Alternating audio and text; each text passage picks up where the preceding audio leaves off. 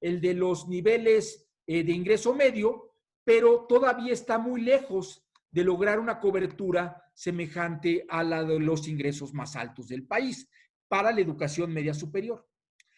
Lo que llama mucho la atención es que cuando uno investiga, y eso es lo que hay que hacer finalmente, cuánto de este crecimiento de la matrícula de los hogares más pobres se dio porque hubiera el acceso a becas, uno identifica que 1 de cada 3 de esos jóvenes de los segmentos de menor ingreso del hogar entró sin beca.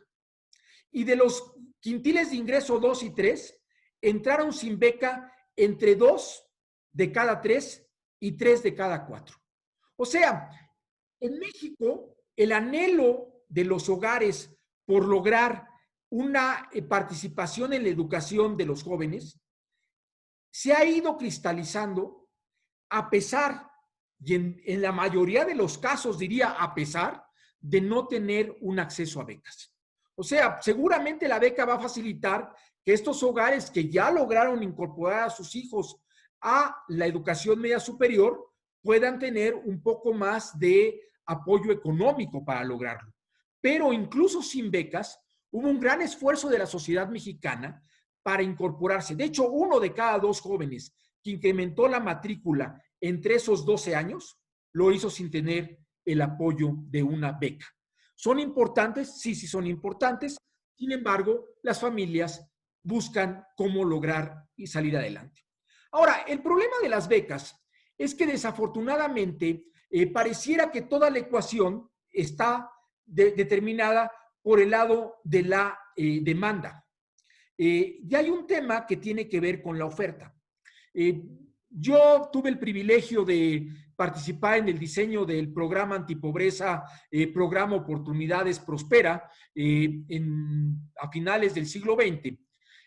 Y cuando llegué a tener la oportunidad de dirigir el programa, este dato que les voy a mostrar, y este es uno de mis culpas brutales en la vida profesional, no me llamaba mucho la atención. Y es que solamente 2/3 de los jóvenes que tenían beca en secundaria, al poder pasar a la preparatoria, aprovechaban la beca. Solamente 2 de cada 3 estaban aprovechando esa beca para poder continuar sus estudios en preparatoria. Desde el lado de la Secretaría de Educación Pública se ve el dato, inmediatamente uno dice, oye, pero tantos jóvenes que podrían poder continuar sus estudios, porque era una beca que automáticamente se trasladaba de la secundaria a la preparatoria, no están aprovechando esa beca. Y se hicieron un par de cosas que lograron elevar el dato hasta cerca de 75%. Hasta ahí llegamos. ¿Por qué sucede esto? La pregunta es, ¿qué es lo que está haciendo que no se logre concretar esas becas hacia adelante? Y la respuesta es una respuesta relativamente sencilla, que no se había logrado desarrollar de manera armonizada un crecimiento en la oferta de servicios que diera respuesta al crecimiento en la demanda que uno estaba buscando provocar. ¿Por qué? Porque estaban faltando servicios precisamente en las zonas en donde los jóvenes más pobres del país, zonas rurales, no estaban logrando hacer el tránsito entre la secundaria y la educación media superior. Eso nos está pasando ahora, porque estamos creando o apoyando un crecimiento de demanda, pero desafortunadamente desde el año 2018 estaba ya bastante topado el esfuerzo de apertura de la oferta en la educación media superior.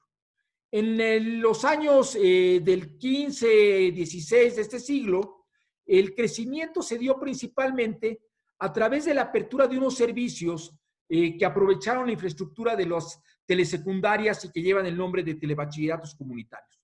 Y básicamente estos telebachilleratos que no existían en 2012, empezaron en 2015 en esencia, lograron en un par de años acumular casi 90,000 estudiantes.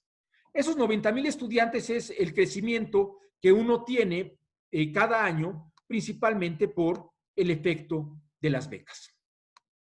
Voy a pasar muy rápidamente para poder recuperar preguntas a un elemento de qué magnitud es este fenómeno.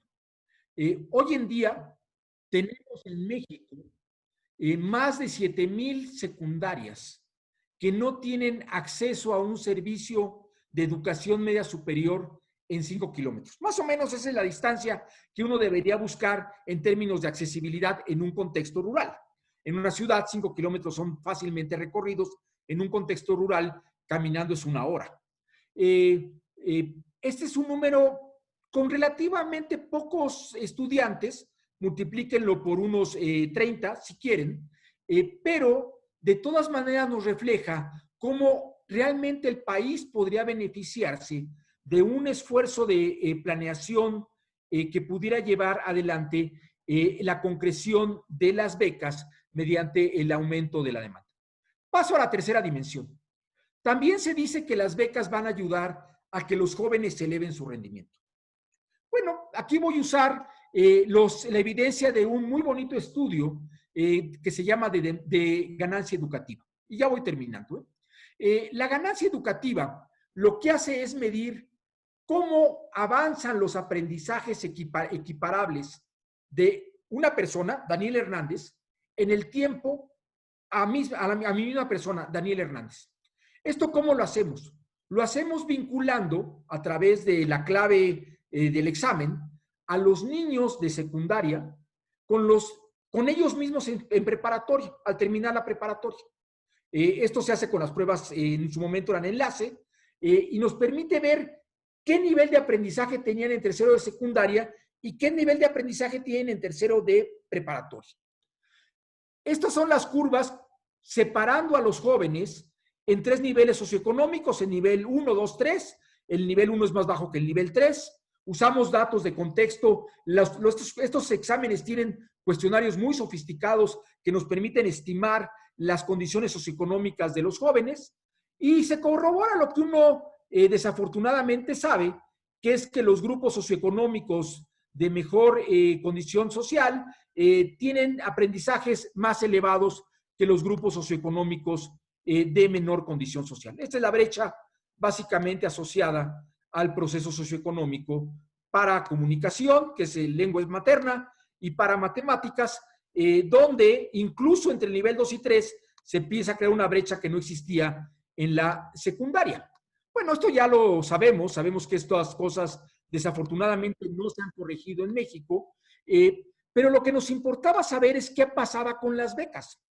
Y entonces lo que se hizo fue, considerando solamente a los niveles socioeconómicos 1 y 2, que es donde debería haber becas del programa Prospera, ver qué pasaba con los aprendizajes de los jóvenes con beca de Prospera, de los jóvenes con otro sistema de becas que eran de la educación media superior y los jóvenes sin beca. Y el resultado es que sí, hay ganancia educativa. Esto quiere decir que sí hay aprendizajes acumulados en los 3 años de bachillerato, pero que desafortunadamente, la beca no es un factor que corrija estas cosas, ¿sí?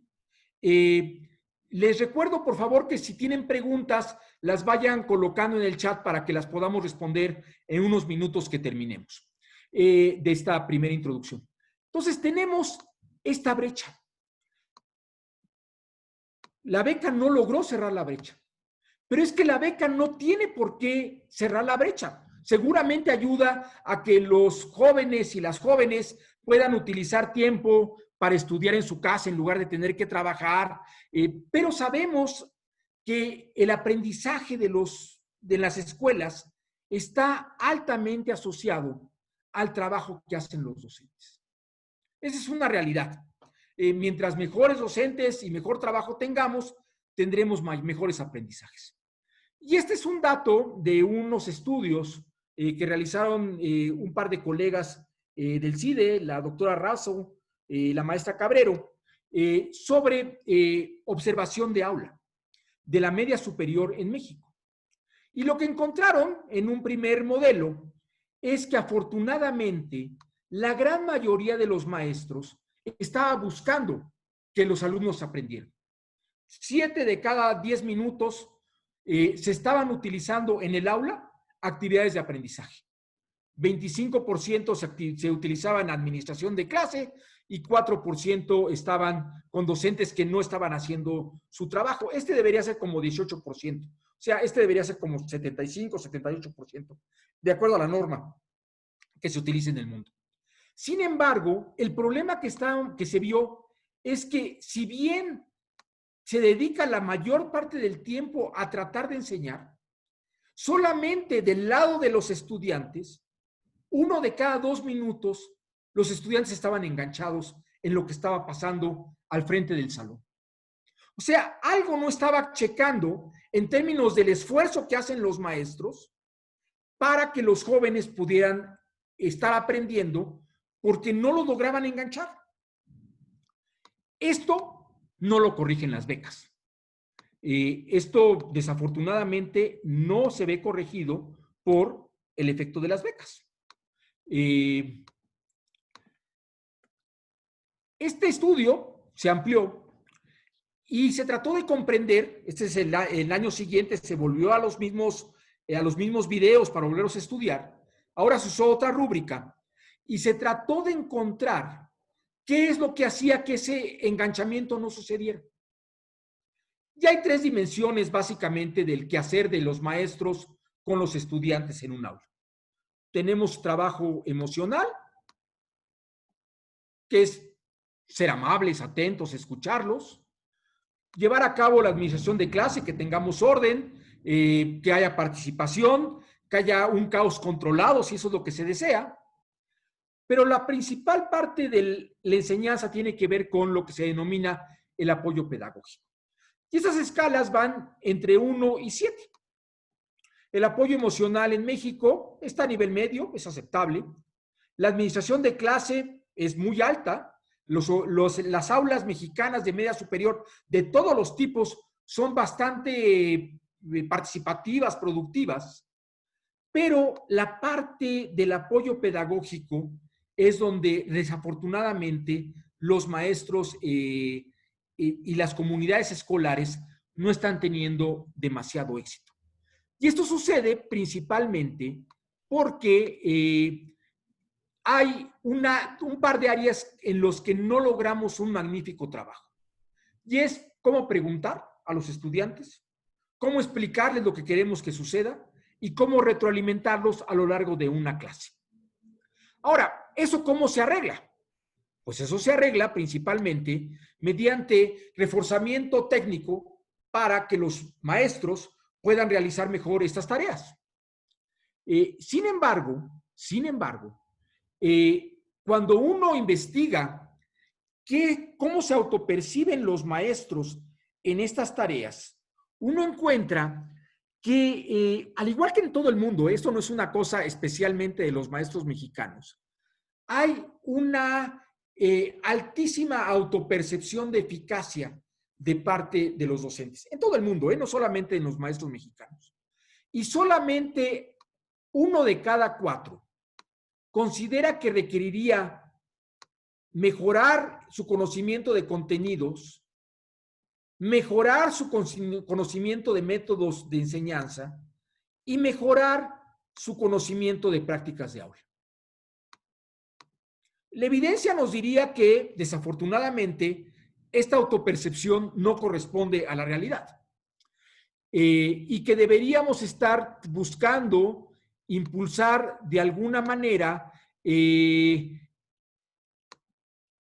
mejoras en ese trabajo de los docentes.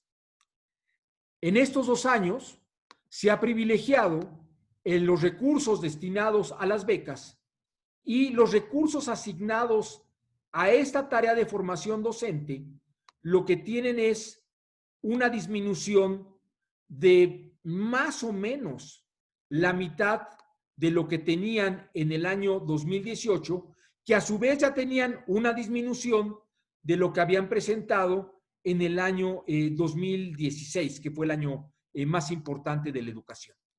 O sea, una tarea que sí ayudaría junto con las becas a ayudar a la permanencia de los estudiantes, ¿no? Desafortunadamente, no está siendo acompañada de otro tipo de tareas como son el poder tener recursos para la formación continua docente. Termino diciendo que sabemos mucho de cómo hacer esta formación continua de una manera bastante efectiva. Este es lo que los maestros del mundo, es un estudio en 2018, este es lo que les mostré en 15, lo que nos dicen en 2018, cómo son los métodos más efectivos de aprendizaje para el desarrollo profesional. Y eso es lo que debería guiar. Afortunadamente lo tenemos, existe toda la evidencia de que es efectivo para poder fortalecer esas tareas. Termino diciendo entonces, para entrar a las preguntas, que ya veo que hay algunas, resumiendo 4 cuestiones. 1, el derecho a la educación para todos los jóvenes no va a ser resuelto desafortunadamente solamente mediante las becas, porque no tienen impacto en toda la población ni resuelven todos los asuntos que tienen que ver con el tránsito y permanencia de los estudiantes, en este caso en la preparatoria. Estas becas, para que puedan cristalizarse en verdaderas oportunidades educativas, tienen que ser acompañadas por un impulso a la oferta, que no se está presentando. Hoy en día a nadie le importa la oferta educativa, a nadie le importan los asientos en los salones de clase, ¿no? Pero cuando podamos regresar a las aulas, ese va a volver a ser un problema porque van a faltar pupitres para los alumnos que quisieran entrar dado que tienen una beca. 3, las becas tampoco van a ayudar a resolver el problema del abandono escolar y de la calidad de los aprendizajes, porque esos 2 elementos tienen que ver con actividades académicas de acompañamiento y de trabajo en aula y de trabajo extra aula en asesorías o tutorías académicas que no son afectados por las becas tampoco. Y esa parte de la dimensión de trabajo de los maestros por la calidad de la educación requiere de un esfuerzo de formación continua pertinente, atractivo, inteligente, pónganle todos los adjetivos que ustedes quieran, y que desafortunadamente tampoco se ha podido llevar a cabo en este periodo donde se ha concentrado la atención en un solo instrumento, que son las becas educativas. Yo dejo de compartir. Creo que hay preguntas, Eva. No sé si me las quieras pasar. Las leo yo. ¿Qué hacemos? Si ya las tienes en tu WhatsApp. Las tengo ya en mi WhatsApp, entonces voy a abrir mi WhatsApp. Discúlpenme 30 segundos. Listo, ya estoy en mi WhatsApp. Primera pregunta. Daniela Gómez Ocampo. ¿Cuál cree que es el nivel de enganchamiento bajo la educación en línea en la modalidad actual debido al COVID-19? Es una magnífica pregunta. Déjame decirte, estamos empezando a observar clases nosotros. No podemos observar a los niños, pero podemos observar lo que transmite la televisión. En la media superior, afortunadamente, hay un gran esfuerzo por mantener el contacto a través de plataformas digitales.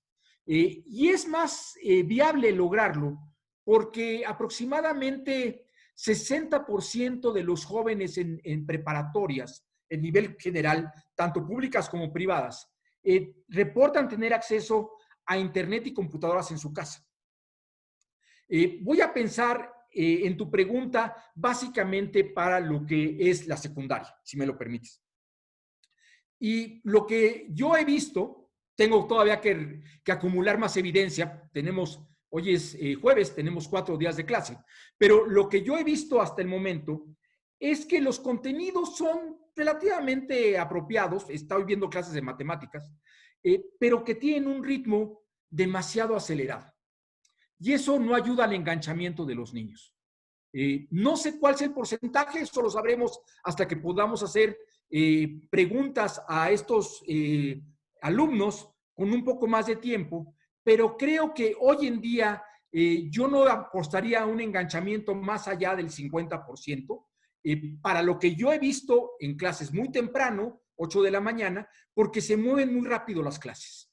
En la media superior hemos tenido la oportunidad de platicar con directivos de muy diversos sistemas y nos han dicho que desafortunadamente no han podido contactar entre 15 y en algunos lugares hasta el 40% de sus estudiantes mediante estos modelos digitales. El número más frecuente entre 15 y 10%, afortunadamente.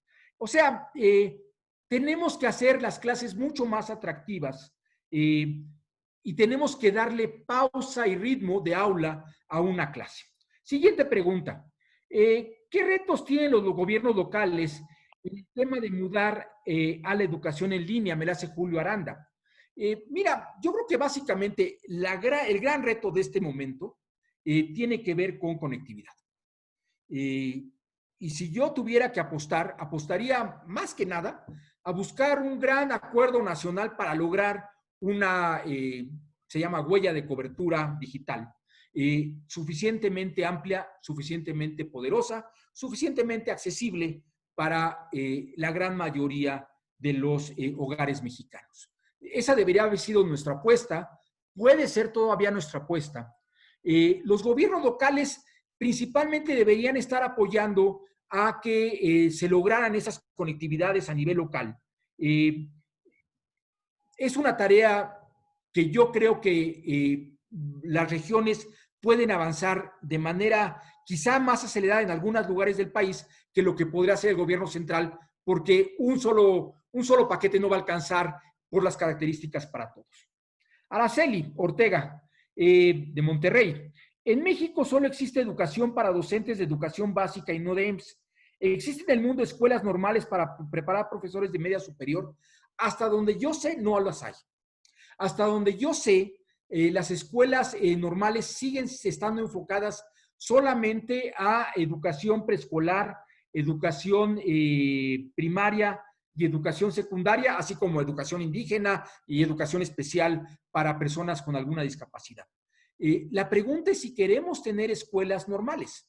Yo lo que creo es que, dado el nivel de organización del nivel medio superior, que ya es un nivel básicamente de asignaturas que desde mi punto de vista debemos trasladar a un modelo más modularizado, menos de asignaturas, sino más de conjunto de áreas de conocimiento. Más que poner escuelas normales, deberíamos abrir oportunidades de formación profesional para la enseñanza a los profesionales de la disciplina que quisieran hacer una carrera como. De hecho, en la educación media superior, durante los últimos 3 años, la mitad de los cursos, yo diría, se han dirigido principalmente a ofrecerle a los docentes herramientas para mejorar sus interacciones en el aula. Básicamente eso es a lo que se dirigieron los cursos, por cierto, muy demandados por los propios docentes. ¿Cuál sería, creo que se llama Suji o Sugei, cuál sería la estrategia o vía a seguir para que se actualicen los convenios marco y anexo de ejecución de algunos subsistemas de EMS UR006, ya que falta la actualización no es congruente con la normatividad aplicable en materia de presupuesto y por lo tanto las autoridades no cumplen el objetivo de manera integral? El resultado impactaría en tener horas para realizar las actividades compensatorias que usted mencionó. Para quienes no tienen la experiencia de esto que está planteando, yo tampoco soy experto, pero más o menos entiendo de lo que se trata. Básicamente de lo que estamos hablando es una buena parte de los subsistemas educativos en los estados de media superior, colegios de bachilleres, telebachilleratos, los CECITES que se llaman, que son bachilleratos tecnológicos, y los CONALEP, tienen un convenio en que el financiamiento de estos planteles se realiza de manera peso a peso entre el gobierno federal y el gobierno estatal. Y estos convenios tienen reglas, y en estas reglas, desafortunadamente, en su momento, se establecieron estructuras laborales muy marcadas hacia el cumplimiento de horas frente a grupo. ¿Sí? Eso es básicamente lo que tenemos. Vas a tener maestros de 10 horas frente a grupo. Nunca se previó, como sí tienen los subsistemas totalmente pagados por la federación, que exista la posibilidad de que cierto volumen de esas horas pueda ser utilizada o que haya más recursos para que se paguen horas más allá de las exclusivas 6 horas de clase al día que tiene un plantel de educación media superior en promedio. Habría que seguirlo argumentando. No es una decisión de la subsecretaría, se los puedo asegurar, porque en la subsecretaría desde hace muchos años hay la convicción de que todas esas actividades, más allá de la malla curricular expresa, son muy valiosas. Es en otro sitio donde hay que discutirlo y creo que principalmente el nuevo presupuesto abriría la posibilidad, el de 2021, de platicar con nuestros legisladores para que nuestros legisladores comprendieran la importancia de no circunscribir exclusivamente los recursos que se transfieren a los subsistemas estatales para permitir que haya un poco de recursos para actividades no propiamente en el aula, sino sobre todo de complementarias, que a su vez había que hacer compromisos de que se usaran bien y que se usaran con calidad. Marco Antonio Fernández dice, de regresar al gobierno, sabiendo los limitantes de las becas y los retos de formación pertinente, ¿qué acción se podrían implementar para atender el problema del abandono y bajos aprendizajes de los estudiantes? Yo estoy muy contento del TEC, Marco, pero lo que voy a decir lo pienso y lo traté de hacer en mis años como funcionario público. El tema más importante es dirigir bien las becas, y dirigir bien las becas quiere decir dirigirlas a quienes necesitan apoyos económicos. Para bien o para mal, aproximadamente entre el 50 y el 40% de los estudiantes de este nivel educativo están en niveles de ingreso donde la beca siempre apoya, es decir, nadie va a decir que en una beca, pero no hace la diferencia. No es la determinante entre poder continuar o no poder continuar. Es decir, por supuesto que todo el mundo va a decir que qué bueno que hay una beca.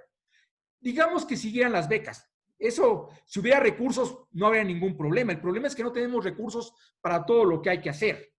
Y lo que necesitamos hacer son dos cosas. Uno, un poco la pregunta que hacía Sugey, que es, oigan, ¿cómo hacemos para tener recursos para realizar actividades remediales o complementarias académicas? Eso ya lo primero. Pero hacerlo con método, porque muchas comunidades académicas lo hacen, pero lo hacen sin método. Si yo puedo ir a 100 comunidades académicas y en 90 va a haber actividades de asesoría y tutoría académica. De 100, 90 de 100. Pero de esas 90, cuando yo pregunto, oye, ¿y qué resultado tuviste? ¿Qué seguimiento le diste? ¿Cómo evalúas tú el trabajo de tutoría y asesoría que realizaron los maestros extra horas o en contraturno o como quieras? No existe ningún seguimiento. Y a su vez, tendríamos que gastar de una manera más efectiva e inteligente en formación continua docente. Más o menos lo que nos dice la evidencia es que los maestros demandan, les gustan y además son bastante efectivos. Cursos relativamente cortos, estoy hablando de entre 40 y 60 horas totales de trabajo, tanto en enseñanza como en trabajo autodirigido, acompañado, ¿no? Que lo puedes hacer en línea, conviene mucho más en línea con algunas sesiones presenciales donde esto es posible, ¿no? Sobre todo con acompañamiento. Lo que importa es el acompañamiento. Y el trabajo en línea puede tener acompañamiento. Yo haría esas tres cosas. Dirigir mejor las becas. Si quieren mantenerlas, si hay recursos, no afecta. Pero no vas a corregir el abandono escolar, ni la permanencia, ni la transición, si no se corrigen estas dos otras áreas. Por supuesto, la respuesta de largo plazo es necesitamos tener mejor enseñanza regular y sistemática en las aulas. Eso es la verdad. Y seguramente en 5, 6, 7 años eso se puede lograr. Pero mientras pasan esos 5, 6, 7, 8, 9, 10 años, necesitamos estar realizando este tipo de actividades que voy a llamar aquí compensatorias, ¿no? Para poder corregir esos rezagos educativos. Armandina Ramírez, ¿cree que el regresar a las aulas sería una opción viable? Mantener simultáneamente una opción de programas escolares a distancia para que los alumnos que no tengan en la cercanía alguna institución de la EMS. Armandina, yo creo que vamos a ir para allá. Es decir, mucho de lo que no hacíamos es porque no teníamos la necesidad de hacerlo. Pero yo creo que conforme vayamos acostumbrándonos y fortaleciendo las competencias del personal educativo en mecanismos como el que yo te estoy utilizando ahora con ustedes, vamos a poder desarrollar modelos, no sé si híbridos o totalmente separados. Yo apostaría por un modelo más híbrido, si quisieras mi opinión, pero hay un sistema que se llama PREP en línea, que funciona relativamente bien, aunque tiene altísimas tasas de abandono, ¿no? No sabemos si es el modelo en sí o son las características de los estudiantes. Recordemos que esos dos elementos juegan para la permanencia escolar, pero yo sí creo que lo que vamos a ver en los próximos 10 años son modelos híbridos. ¿Qué puede suceder? Quien se dedica a los temas educativos ha señalado que rutinas como el aula invertida son muy útiles para el futuro de la educación. ¿Qué es el aula invertida? El aula invertida es que yo ofrezco una primera introducción a un tema, los estudiantes van a su casa, pueden o no venir a la siguiente sesión porque ellos tienen una clase grabada por un experto, que eso permite mucho la educación a distancia, el que ustedes pudieran tener el mejor maestro posible para millones de niños. ¿Quién no quisiera que el doctor Mario Molina fuera el maestro de química de todos los niños de secundaria? ¿Alguien me va a decir que no? ¿O quién no quisiera que Javier García Diego fuera el profesor de historia de la Revolución Mexicana de millones de niños en México? Bueno, eso se puede con modelos como esto. Van a la educación asincrónica, ven la exposición y regresan al aula un día después a discutir, a reflexionar. Eso es mucho más útil para el desarrollo de competencias de lo que nos podemos imaginar. Aide Mancilla, ¿cuál es el efecto que se prevé tendrán las becas en el contexto del COVID-19 en la EMS? ¿Cómo se reflejará el resultado de la ganancia educativa para los estudiantes de la EMS que cursan este ciclo escolar? A ver, hemos estado trabajando, Marco y Laura Herrera, en una estimación del efecto que pudiera tener esta contingencia desde el punto de vista económico en la permanencia escolar de los estudiantes, utilizando el modelo de la crisis de 2008-2009. Tenemos la evidencia de 2008-2009. Fue una crisis de la mitad del impacto de esta, más o menos es la mitad del impacto, quizá incluso un poquito más alta, como 55-60% de la que vamos a vivir ya anualizada esta. Y lo que vimos es que el impacto era diferenciado. El impacto es alto en los sectores del quintil de ingreso 4 que van a escuelas particulares. Y es fuerte en los sectores del quintil de ingreso 1 y 2 que asisten a las escuelas públicas. Sin embargo, lo que nos dicen los datos es que la recuperación, como toda crisis, es decir, el problema de la crisis es qué tan profunda es, pero qué tan rápido te recuperas, Aide. Entonces, la pregunta es, ¿qué tan rápido nos podríamos recuperar de ese impacto en términos de la desincorporación de jóvenes a la escuela? Los datos que tenemos de 2008-2009 es que entre 1 año y 2 años después, volvíamos a tener los niveles de matrícula que existían previos a la crisis de 2008-2009.